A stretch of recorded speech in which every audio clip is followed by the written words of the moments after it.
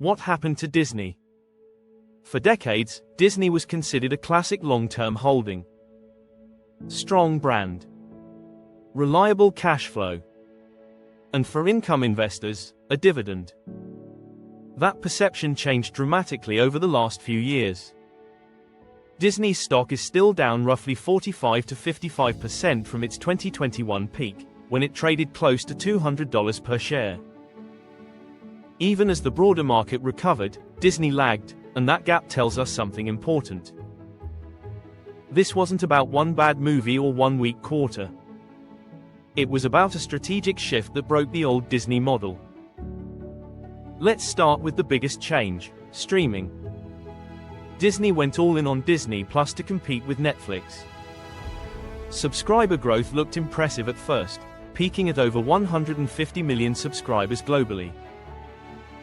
But growth masked a serious problem: profitability. At its worst point, Disney's direct-to-consumer division was losing more than $1 billion per quarter. That's not startup-level burn, that's material cash drain for a legacy company. By contrast, Netflix spent years absorbing losses, then flipped the model. Today, Netflix operates with operating margins around 20%, generates free cash flow, and funds content internally. Disney didn't. Disney tried to scale streaming while simultaneously protecting parks, legacy TV networks, and theatrical releases. The result was complexity, rising costs, and diluted focus. That leads to the second problem: content economics. Disney increased output dramatically: more Marvel, more Star Wars, more sequels, more series. But returns didn't scale with volume. Several high-profile releases underperformed relative to budget. When production costs rise but audience enthusiasm softens, margins compress quickly. This is where Netflix and Disney diverged again. Netflix can cancel aggressively. Disney is constrained by brand, IP expectations, and fan backlash. That makes Disney slower to adjust, and investors notice. Now let's talk about parks, historically Disney's strongest segment. Disney parks have long delivered operating margins north of 25%, making them one of the most profitable physical entertainment businesses in the world. That hasn't disappeared, but growth has slowed. Ticket prices increased sharply. Add-ons multiplied. And consumer sensitivity rose as inflation pressured household budgets.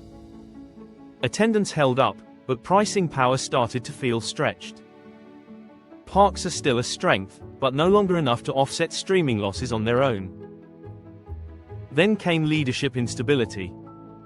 Disney publicly reversed course, bringing back Bob Iger after strategic missteps. Markets don't like public course corrections, especially from companies once seen as predictable. That brings us to a question many investors are asking now: is Disney a dividend stock anymore? Historically, yes, Disney paid a reliable dividend. But Disney suspended its dividend in 2020 to preserve cash during the pandemic and the streaming build-out. The dividend has since been reinstated, but at a much lower level, roughly 75 cents per share annually, translating to a yield well under 1% depending on share price. That tells us something critical. Disney is not currently an income stock. The dividend exists, but it's symbolic, not a core reason to own the shares. Management is prioritizing balance sheet repair, streaming stabilization, and capital flexibility over income payouts. So who is Disney for right now? It's not for yield-focused investors. It's not for short-term momentum traders. Disney today is a turnaround and execution story. The bull case is clear: world-class IP, profitable parks, streaming losses narrowing toward break-even, cost discipline improving. The bear case is also clear. Streaming margins still lag. Content costs remain high, growth is slower. Dividend is minimal. This is why the stock trades with caution rather than enthusiasm.